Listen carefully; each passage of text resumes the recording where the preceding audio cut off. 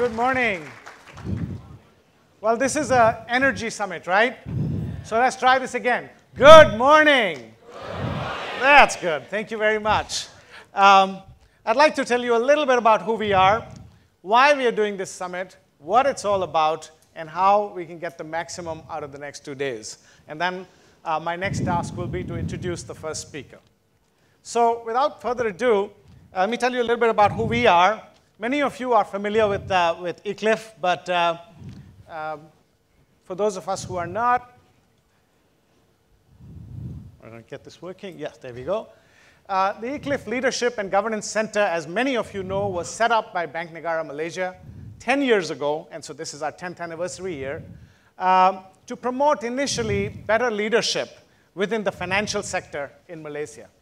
Over the years, the idea expanded to better leadership, not just in Malaysia, but in the Asian region, and now even beyond the Asian region. And then over time, another division was added, the Corporate Governance Division. Hence, from being the International Center for Leadership in Finance, we became the Iclif Leadership and Governance Center. So essentially, we do research, advisory, training, and executive education in those two areas. And we've tried to collect an international faculty team that we keep adding to who live and breathe Asian air, research in the Asian context, and provide educational services to corporations and governments around the region, which hopefully have a relevance for Asia. So that's a little bit about who we are. I'd like to now get things kicking in terms of the conference. Allow me first to talk a little bit about leadership in general. You know, there is no shortage. If you look at the last 5 or 6 decades, there is absolutely no shortage of literature, on research, on knowledge about leadership. So let's take a brief tour as to what the last few decades have told us about leadership, what the researchers have been talking about, and then let's see if we agree with some of those things, or do we need to challenge some of that conventional wisdom. So a brief history. Lots and lots of theories. In the old days, and some people still believe this, was the great man theory. Leaders are born, not made. And I have this debate almost every week in some program or the other when we host our clients. And somebody or the other will always raise their hands and say, well, but leaders are born, not made. And I'm here to tell you, ladies and gentlemen, that we have found in our research absolutely no correlation whatsoever between genetics, human birth, and leadership later on. If it's true, we've not been able to prove it, that genetics has a role to play. Think about it this way. If this was true, that leaders are born, not made, all the dynastic leadership families should have produced better leaders with every generation, or at least the same quality of leaders with every generation, right? But you just have to look at the dynasties around the world, in this region and in other parts of the world, and you find that that's not true. And yet, you find some great leaders come from families which have absolutely no history of leadership whatsoever. So this idea that leadership is something that's inborn, it's genetic, it's heredity, at least we at Iclif challenge that. And we're going to talk a lot more about that over the next 2 days. Then there was the trait theory. Leadership is about having a certain kind of personality and having a lot of charisma. Again, we believe that charisma helps, but charisma is not a prerequisite for great leadership. If you think about some of your favorite leaders, especially if you look at the early lives, you will find that they're not very charismatic to begin with. It's only when they get more convinced about what leadership means to them, that's when their charisma begins to develop. They start usually without much charisma. Now, there are people who are born with a lot of charisma, and that does help, but it's not a prerequisite. In terms of personalities, many of you have heard me make this remark before. Billions of dollars are spent every year on psychometric testing to determine what kind of personality type you are. How many of you here, just curious, have taken at least one psychometric test? You filled out a questionnaire of 100 and 200 items, and it gave you a 4-letter code at the end of it. Raise your hand, please. Yeah, most of you, right? And then if you attended a session which went something like this, Let's see, what personalities are better suited for leadership and which ones are not, and see whether you have that letter in your code or not. Oftentimes, that's what happens.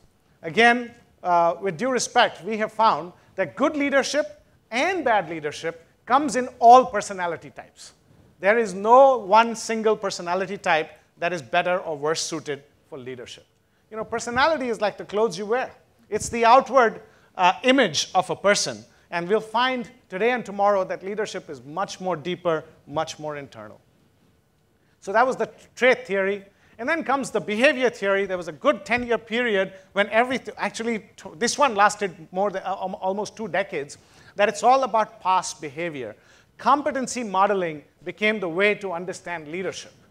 Competency models basically say, let's look in the rearview mirror and see what made past leaders successful. Let's teach it to you so you can be successful in the next few years and doing exactly what people did in the past. That's essentially the competency modeling theory, that the best predictor of future success is past successful behavior. This lasted about 15 to 20 years. It's still very prevalent to base leadership models on this. Again, we are challenging that a little bit. There is some truth. Of course, we can learn from history. But the fact of the matter is, the way the world is changing, the speed of change today is so much more than ever before that looking at the rearview mirror approach to leadership may not be the best thing to do. It may be time to move on. So that's the behavior theory. And then as the decades flow along, there's a few more. The next is this idea of a contingency or situational theory, which was propagated a few years, also a couple of decades ago, in terms of, leaders must change their style according to the situation at hand. Different situations require different types of leadership. While that is totally true, we subscribe to that different situations require different kinds of behavior. We also believe that deep down, what leadership really means and what leadership really is does not change. Who you are and how you deal with the world remains at some point pretty much the same because of the inner story of leadership. And yes, of course, you change the outward behavior depending on the situation. So we'll talk a little bit more about this as we go along over the next 2 days. And then the transactional theory, this one's an old one. People are motivated by reward and punishment, so the only way to change behavior or to influence behavior is to tweak your rewards and punishment policies and systems. And again, we'll see that, carrots and sticks, how do they make a difference? And if so, how much of a difference? We'll talk about that over the next couple of days. And finally, the transformation theory, the hero story. Things are broken around here. Let's fix them. And as perhaps one of our speakers, Nipun here, is going to maybe talk about later on, that when crisis hits, a lot of people are able to step up and do great stuff. But to quote his words, can you do this on run-of-the-mill Monday? Did I get that right, Nipun? Yeah? That's what true leadership is all about. In a crisis, a lot of people rise to the occasion, but can we do this on a regular Monday or a Tuesday without a crisis? That's the deeper part of leadership that we're going to talk about over the next couple of days. So that's a little tour in terms of how billions have been spent researching what leadership is, how it can be learned, and how it can be taught. And with your permission, ladies and gentlemen, today we'd like to change that definition of leadership a little bit. We're going to challenge a few of these long-held beliefs. And I must say that you will disagree with some of the things that we are going to suggest over the next 2 days. And that's perfectly all right. That's perfectly all right. But we're going to have some fun. We're going to do a few little things that are different. We're going to try and think a little outside the box. Is that okay? Yes? Very good. Thank you. Now, despite all of this literature on leadership, which continues to churn out, and now that in the age of self-publishing and social media, everybody's an author, everybody's an expert, the literature is only building and building and building, and I don't even know. They used to say in the old days that 1,200 new books are published on leadership every year in the English language alone. I think that number is an old number. With all the self-publishing going on, probably it's a much bigger number now. So with all this literature, we believe that something is not right. Why do we believe that something is not right? Because we've been asking a few questions of people around the world for the last 14 years. And in 14 years of asking these questions, in rooms full of people like this, we haven't found a different answer yet. What are some of those questions? How many bosses in your career that you've had, right, from your first boss to your current boss, are truly great leaders? And a room full of this, I've done this for 14 years now. We ask people to say, how many zeros? Lots of hands go up. How many ones? The median answer in any room like this tends to be 1. How many 2s? A few people will raise their hands. Anybody more than 2? Once in a while, a few people in an audience will raise their hand. So the average answer is always somewhere between 0 and 2. The median answer is always 1. Consider this in light of the next one.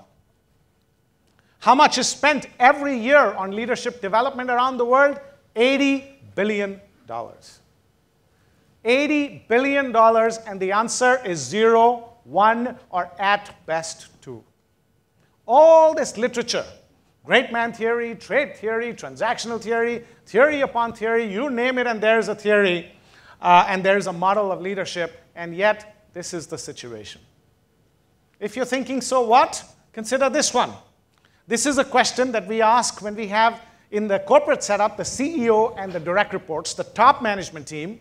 In a government setup, the minister and his top team of ministers, or in a not-for-profit, again, the top management team, whatever organization, the top management team, we ask them, when we have them together with us for advisory services sessions, on a 1 to 10 scale, where 10 is at peak potential and 1 is way below potential, how is your organization performing in the marketplace today?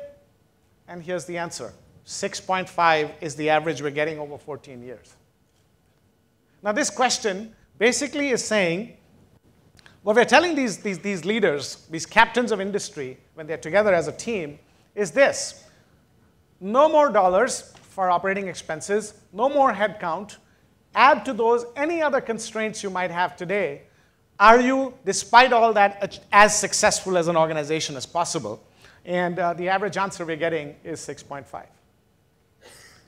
Captains of industry and government are themselves admitting, ladies and gentlemen, that 35% more success is possible. And over a 2-year study, we try to get to the bottom of it as to what it is that makes the difference from, and how to go after the elusive 35%. The answer is leadership at the top. The answer is clearly how those leaders see themselves and utilize their own gifts, and more importantly, how they interact with themselves and with the rest of the organization. That makes the difference. Because pretty much, if you look at the top players in any industry, they look very similar over time. Products are the same, services are the same, internal processes. In the name of best practice research, we've copied everything there is to copy. So the only alpha is leadership. And that's what we're going to explore. What kind of leadership? What does all this mean after all? So why is the picture of good leadership so bad? Is the question that we're going to wrestle with over the next 2 days. That's where we're going to go into a little bit of challenging conventional wisdom.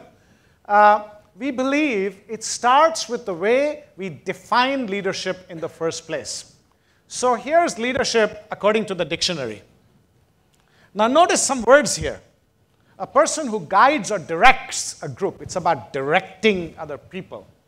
It's about authoritativeness. It's about influence, command, effectiveness, sway, clout. Is that leadership, ladies and gentlemen? It's about clout. It's about influence. But that's the way the world thinks about leadership. It's about increasing the influence. You ask people in positions of power, they'll say, oh, I want to learn how to influence people more. I want to learn how to control people more. That's what the images of leadership are. You ask people below, what do you think of leadership and what do you want from your leaders? And most people give you answers like, I want more compassion, I want more understanding, I want more communication. So it's absolutely the opposite of what's going on in the dictionary. If we continue to think about leadership by way of command, control, authoritativeness, and clout, we can write, another 1,000, another million books, and we'll still be in the same place. The answer will still be 0, 1, or 2. It's time to change this definition and look at it a little bit differently. So the question then is, if this is not leadership, what is? Let's take a quick look. So what is leadership? To answer this question, what is leadership, all you need to do is take a look at some of your most admired leaders. Here are some that are universally accepted as admired, but whoever yours, even if the picture is not here, and ask, what do these people have in common? Were they looking to maximize their influence? Were they looking to be more authoritative? Were they trying to maximize their clout? Is that why they existed? Is that why they got out of bed every morning? Or was there something else that they were trying to do? You think about this for just a few seconds, and it's clear that that's not what they were after. They were after something totally different. And what that something totally different is this. Leadership begins when you close your eyes and dream a better future. That's what leadership is. It's not about trying to get a good title, a bigger office, more influence, more control, more span. In the old days, we used to measure how a job should be paid and evaluated based on the span. How many people report to you? How much budget you manage? What's the span of your control? And that would decide your salary. Those days are gone, ladies and gentlemen, because today some of the world's biggest companies are set up by 2 people in a garage. And you're going to hear one of those stories later today. And we are still measuring spans of jobs based on calculations on how many people report to you, how much budget you have, and those kinds of things. No, that is not leadership, ladies and gentlemen. Leadership is about closing your eyes and dreaming a better future. A better future either just for yourself. That's perfectly all right if you want to have a better future only for yourself. It's called self-leadership. We do need the Einstein and the Roger Federers of the world who work hard for themselves first before anybody else. But even they, the self-leaders, inspire millions of others. You want to create a better future for a small group? Maybe it's just your family. Maybe it's just your team at work. That's fine. It doesn't have to be large. Or for a larger number of people, like your community, like your whole company, like the country, or the world at large. It doesn't matter how big or how small. Leadership is the art of creating a better future. Let's understand this once and for all. It's not about seeking a bigger office. I get a lot of criticism from people initially when we start this debate in our small programs. Say, but yeah, I know all there is to be about good leader, but they don't let me. The culture in my organization is such that I don't have the authority, I don't have the empowerment to be able to be a good leader. They give me so many KPIs that I can only do that. Well, nobody requires permission to close their eyes and dream up a better future. At least you should be doing it for yourself, if not for anybody else. But it's amazing to me how many people spend a large part of their life not doing that basic act of leadership, because unless you visualize a better future, you are not leading. Yeah? There is a huge problem, of course, if we think about leadership like this, because here are some facts for you. Leadership means change. If you're going to change the future, if you're going to rewrite the future, it means change. Change often invites resistance and feedback. The moment you say to the world that I have an idea and I want to create something that's different from today, you're going to get a lot of feedback. You're going to get a lot of friendly advice as to don't try it, don't risk it, it's not going to work. And if you don't listen to that friendly advice, now you're going to get stiff resistance. You're going to get active resistance, passive resistance, all kinds of resistance, and including a whole lot of personal risk. So what is leadership then? It is about first creating that better future in your mind and not giving up in the face of that resistance. That is leadership. The ability to find that something inside of us in order to not give up in the face of resistance. That is what we think leadership is. It's not a title. It's not a position. It's not span of control. It is an attitude. It is a way of life. It is a commitment to yourself before anything else, that I will commit to struggling to create that better future that I have in mind. It is the dreams that you see when you're awake, not the dreams that you see when you're asleep. That, ladies and gentlemen, is leadership, and that requires a tremendous amount of something inside of us in order to keep going, because the resistance gets more and more formidable. The people that don't give up is what are the ones that we call leaders. Just to give you a flavor of what I'm talking about, imagine if these people had given up. Let's take a quick watch.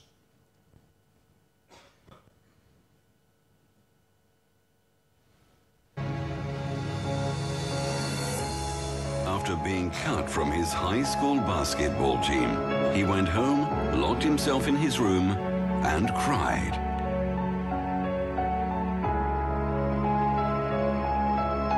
He wasn't able to speak until he was almost 4 years old, and his teachers said he would never amount to much.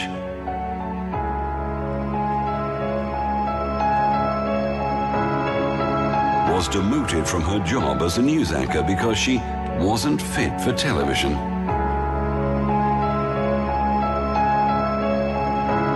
Fired from a newspaper for lacking imagination and having no original ideas.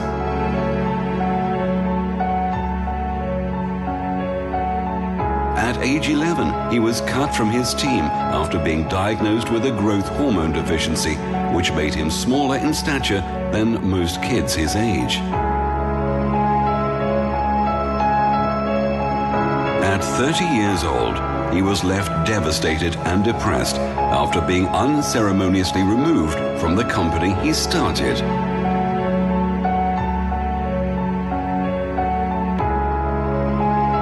High school dropout, whose personal struggles with drugs and poverty culminated in an unsuccessful suicide attempt.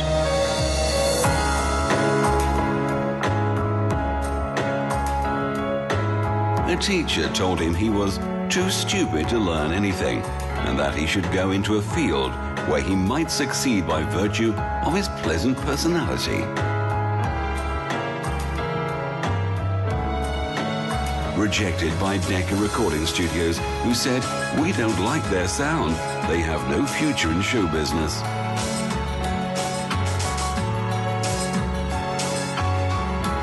His first book was rejected by 27 publishers.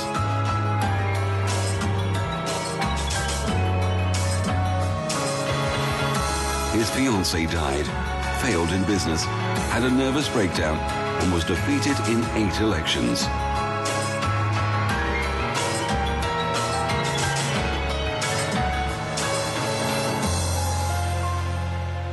If you've never failed, you've never tried anything new.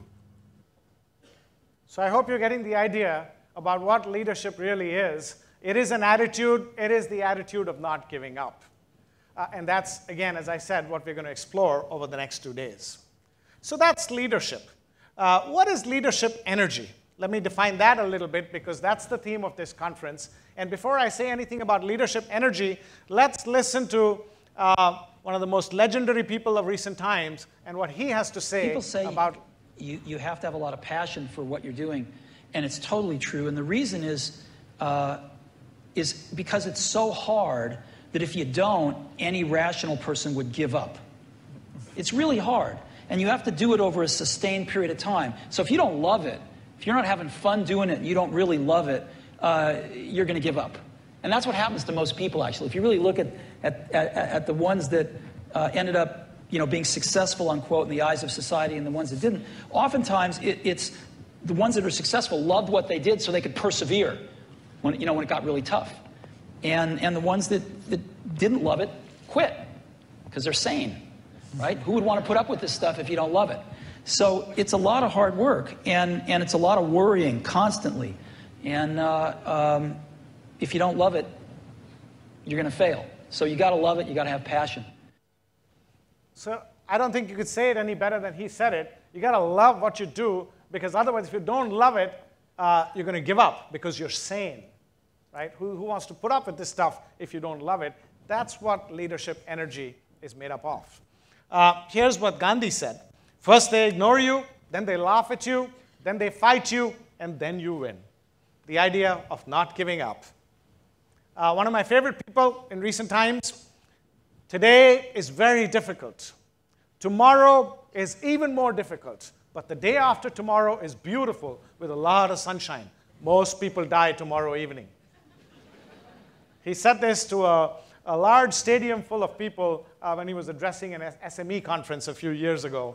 And I think it captures the essence of leadership energy better than anything else. It's about lasting until day after tomorrow.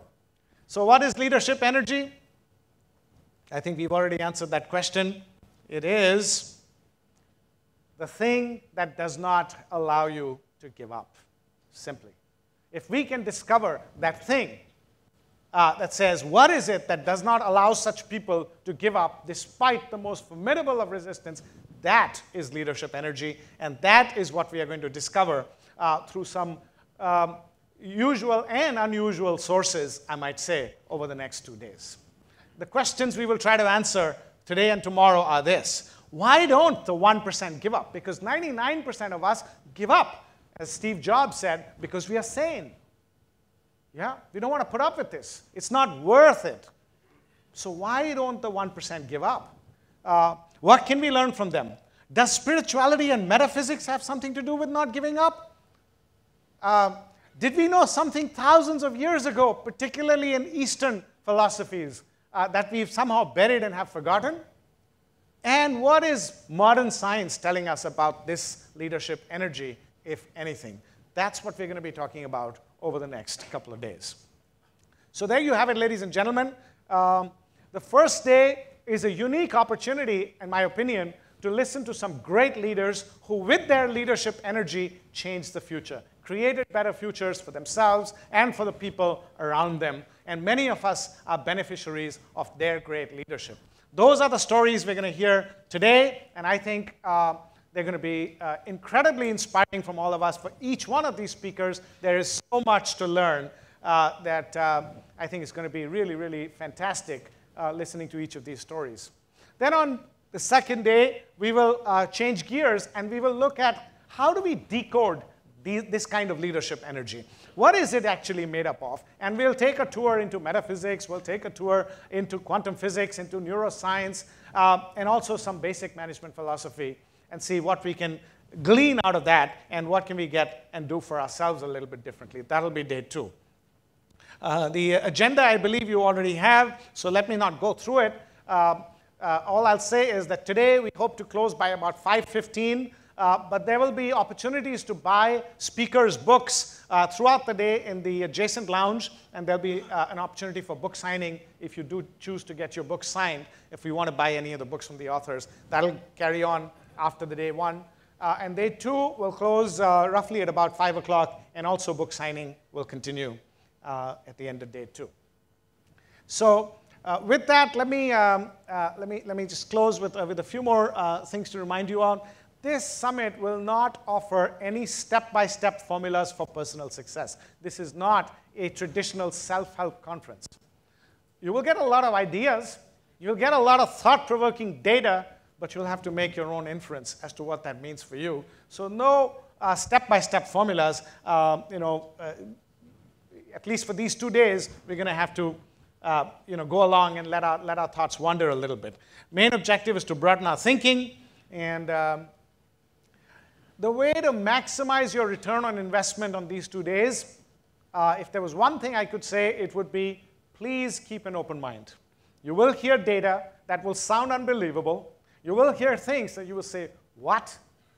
My only request is, please keep an open mind over the next 2 days, particularly tomorrow, and then make your judgments later on, after you let this 2 days sink in a little bit, and then perhaps a day or 2 later ask yourself, what does this all mean?